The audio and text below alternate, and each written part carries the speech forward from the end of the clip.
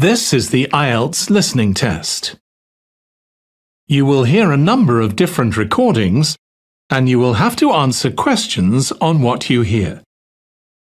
There will be time for you to read the instructions and questions, and you will have a chance to check your work. All the recordings will be played once only. The test is in 4 parts. At the end of the test, you will be given 10 minutes to transfer your answers to the answer sheet. Now turn to Part 1. Part 1. You'll hear an interview conversation between a banker and a customer. First, you have some time to look at questions 1 to 7.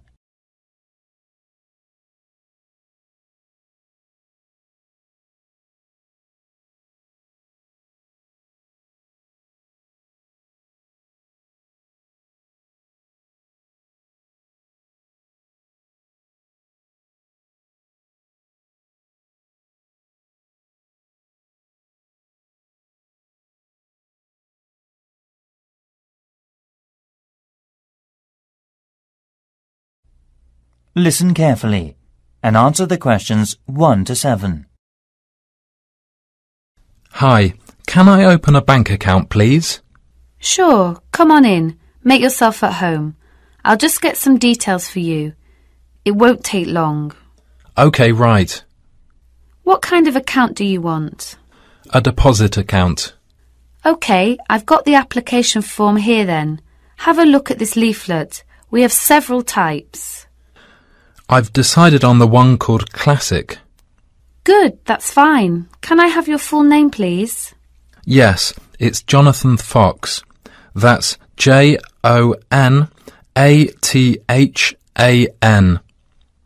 Oh, right. Thank you. And what's your date of birth, please?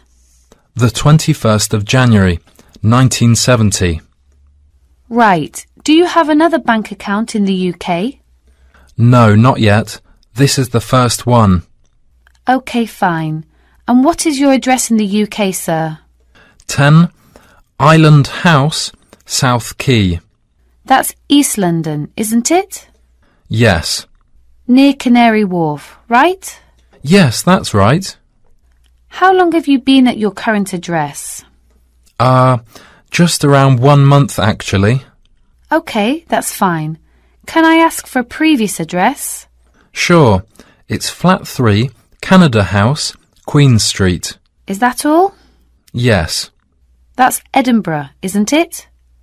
Yes. Edinburgh. OK, thank you. Do you have a daytime telephone or mobile phone number? Yes. I think the number of my office, it's 0207 235 6735. Would you like my home phone number too? Yes, please.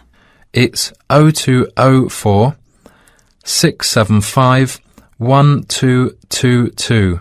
Lovely. Before you hear the rest of the conversation, you have some time to look at the questions 8 to 10.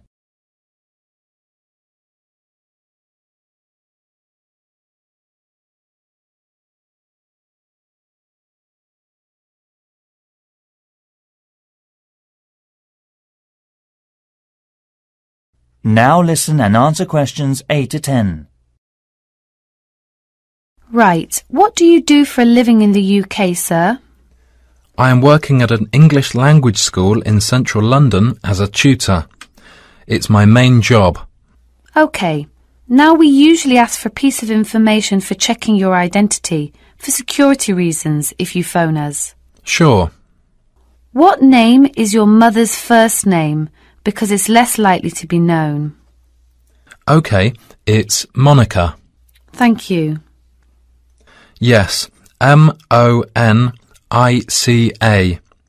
It's Russian. OK, good. And how much would you like to open your account with? I've only brought £1,000. OK, fine. How often would you like to receive bank statements? I won't be needing bank statements. What about an online banking service? OK, just a moment, please. Can I check in the box on the screen? Sure. I was also wondering about a mortgage service. Sure. Can you just wait a moment? I'll introduce you to a mortgage marketing manager. Thank you.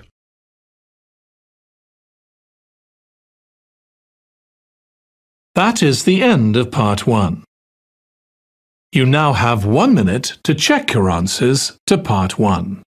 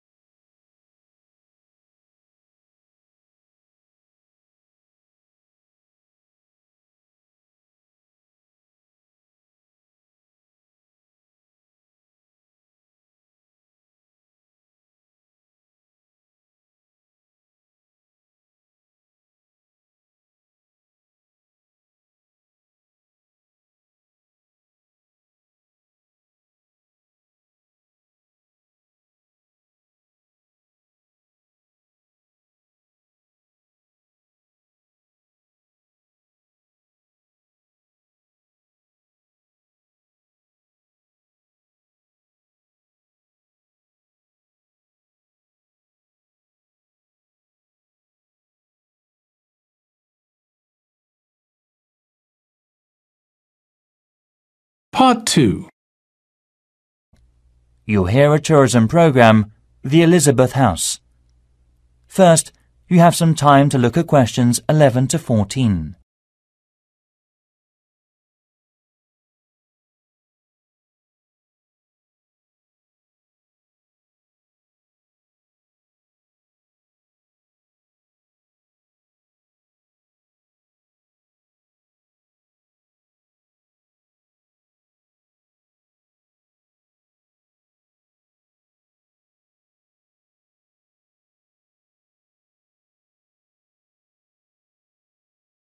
Now listen carefully and answer the questions 11 to 14. Hi everybody. Good to see you again. This morning I'll tell you about the Elizabeth House in Canterbury, once home of the famous carpenter Jonathan Owen. He bought the house in 1965, although he had first seen it 5 years earlier. Actually, he was interested in the house as a traditional flat in England, and he paid £5,000 for it without a second thought, because of it having standard and regulation building methods during the Middle Ages in the UK. At that time, he had worked at the University of Canterbury as a head carpenter, who managed with a small building company. His professional success was abundant, but his family life wasn't so successful. His parents had suffered from diabetes and mental disease, and his brother Dan was ill with pneumonia. Moving to Elizabeth House, he started his new life. Jonathan considered the home a pure example of traditional East England country house and did some of his successful building structure work here. The backyard and garden of the house became calm and peaceful.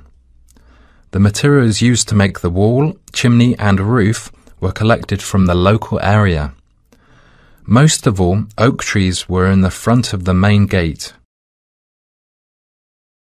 Before you hear the rest of the program, you have some time to look at the questions 15 to 20.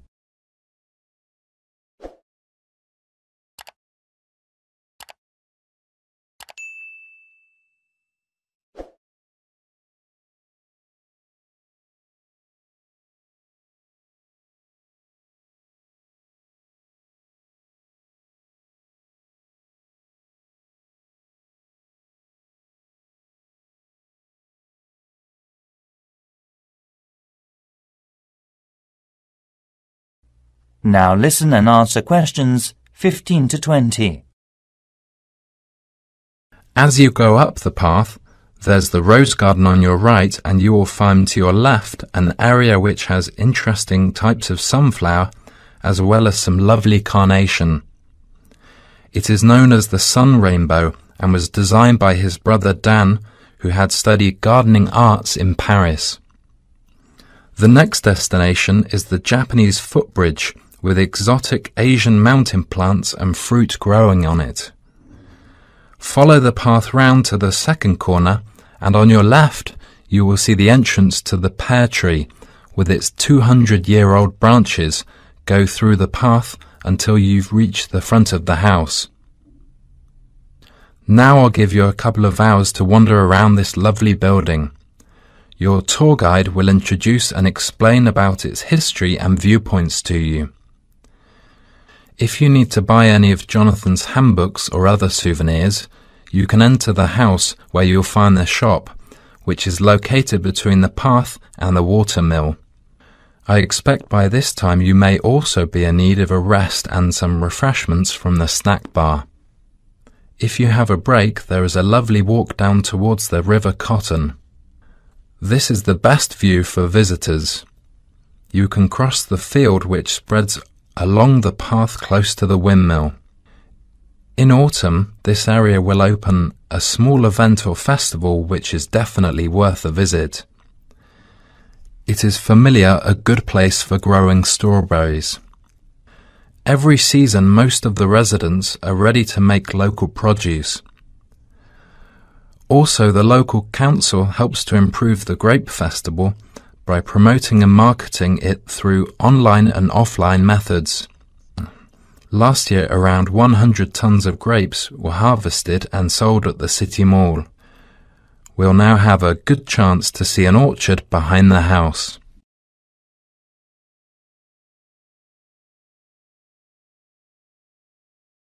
That is the end of part 2. You now have 30 seconds to check your answers to part 2.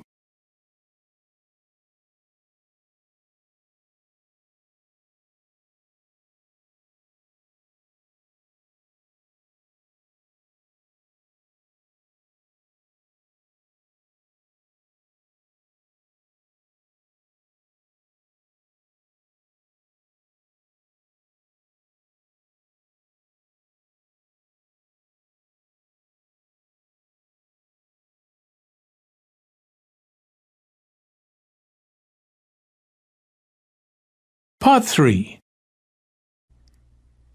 You'll hear a conversation between students, Anne and David, about gallery marketing. First, you have some time to look at questions 21 to 24.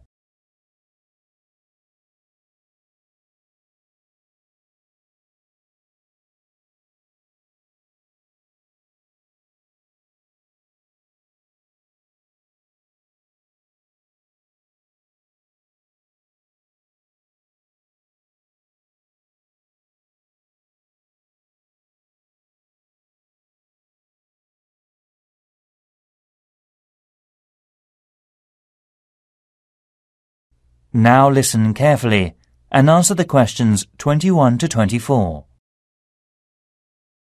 Anne, we really need to get working on this gallery marketing assignment. We've only got 2 weeks left until the end of the month to set up. Right, so how about getting started now? We need to work through the instructions. Well, we must search for one area from tourism industries, like the museum or gallery. There are lots of sites online. What are they about? The National Science Museum, the History Museum, the War Museum, the Tate Modern Art Gallery, and so on. You got more? We've got plenty. I've got an idea to find out the best comment. Coming this Friday, we'll get more information at the London Museum because it shows all the visitors' guidebooks of museums or galleries in the UK. It also runs a small workshop about non-profit tourism industries marketing. Great. So after visiting there, we have to use research methods, such as telephone interviews, questionnaires on the street, or sending out emails. Actually, we don't have a choice. We have to send the email. Right. We don't have to waste time deciding among them. By the way, how do we get the responses? Let's contact the London Museum's Information Centre. Actually, it may be helpful to us to collect data through our head course leader. How many people do we have to interview? Well, we have to split into 3 groups. And it looks like we have to interview 30 people for each group. So 90 altogether then. It depends on the ages too, right? That's right. So, are they all the requirements? Yes, looks like it. Firstly, which part are we going to choose? My preference would be a modern art gallery, since that's where I spend most of the time. I think you've got something wrong. I don't think there are abundant differences in the exhibitions there. I mean, you get young and old, man and woman, amateur and professional, all going to the galleries. Right, so let's make it a ceramic exhibition then. So basically, what two groups will we compare and contrast for that? Male and female? Absolutely. Also, most of my respondents like the same ceramics as me. Also, I think different age groups could be changed to highlight differences. Before you hear the rest of the conversation, you have some time to look at the questions 25 to 30.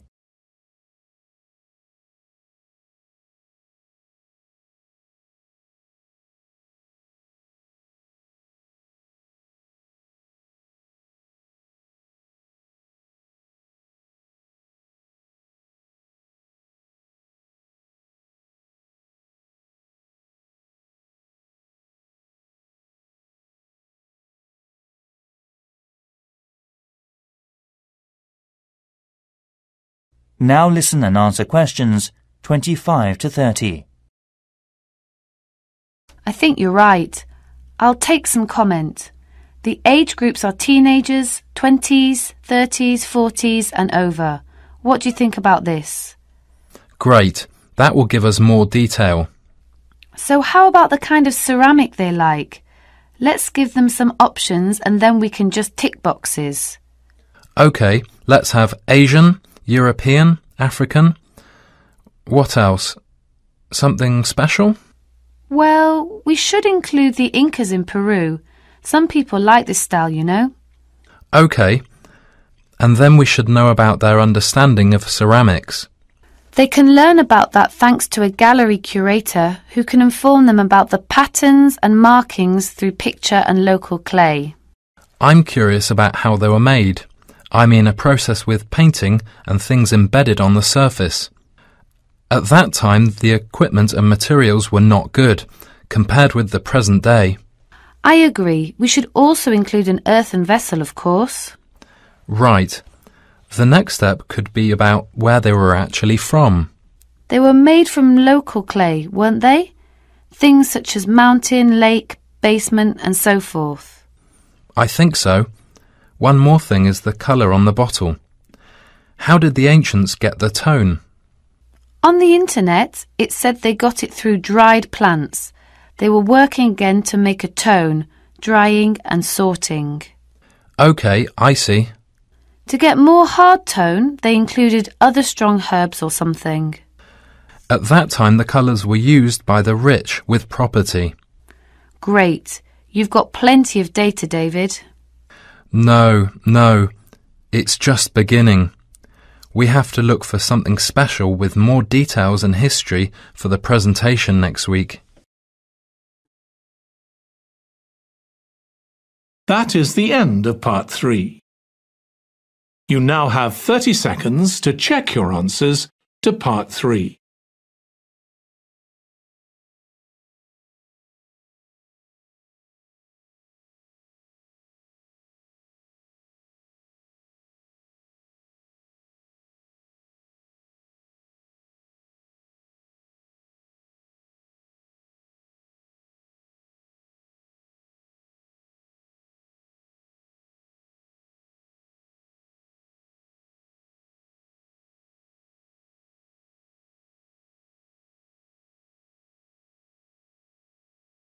Part 4. You'll hear part of a lecture given by a waste recycle management's professor. First, you have some time to look at questions 31 to 40.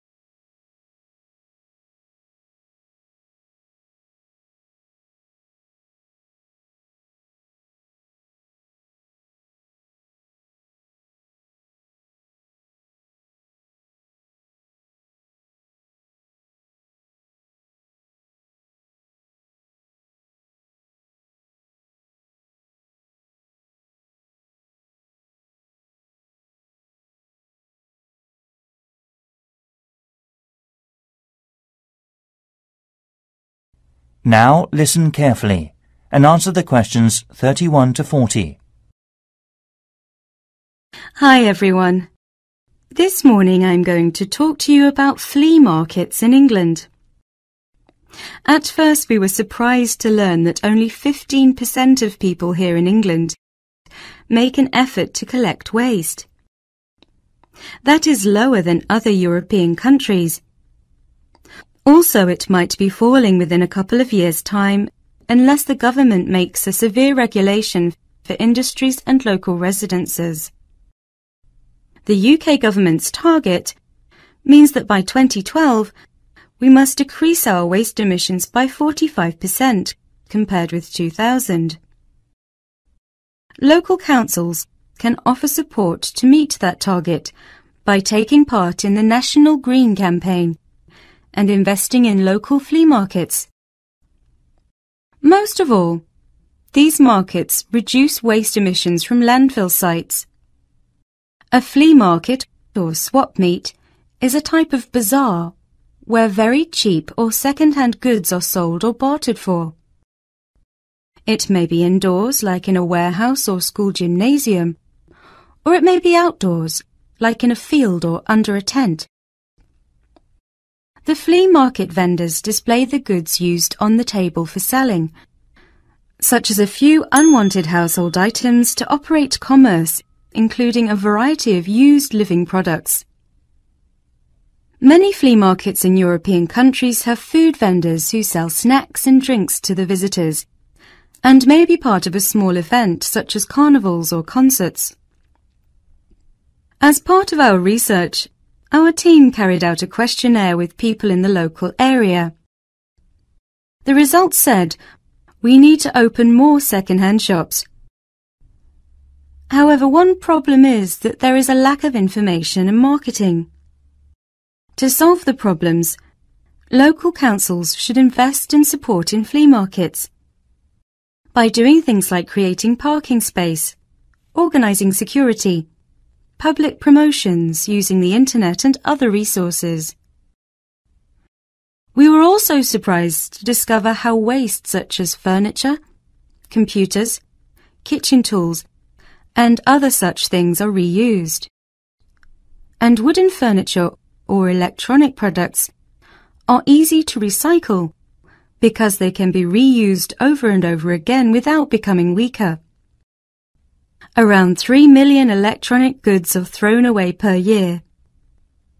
Also, around 500,000 pieces of furniture are also disposed of. Only 1/5 is collected and fortunately recycled through many local flea markets. In 2009, there were around 3,000 flea markets in England. The number is increasing steadily so far. Surprisingly, by collecting under 15% of old books, lots of paper is imported, so more paper can be recycled in the UK. Europe recycles 50% of its paper, and Germany recycles 80% of its paper. When recycling launched, there were quality problems, so it was so hard to reuse paper in office sheets. However, these problems have now been solved, and Union of the Flea Markets based in East London produces high-quality recycled paper. Another union, Loving Paper, currently sells the paper that has been through a sorting process to farmers or gardeners as fertilizer.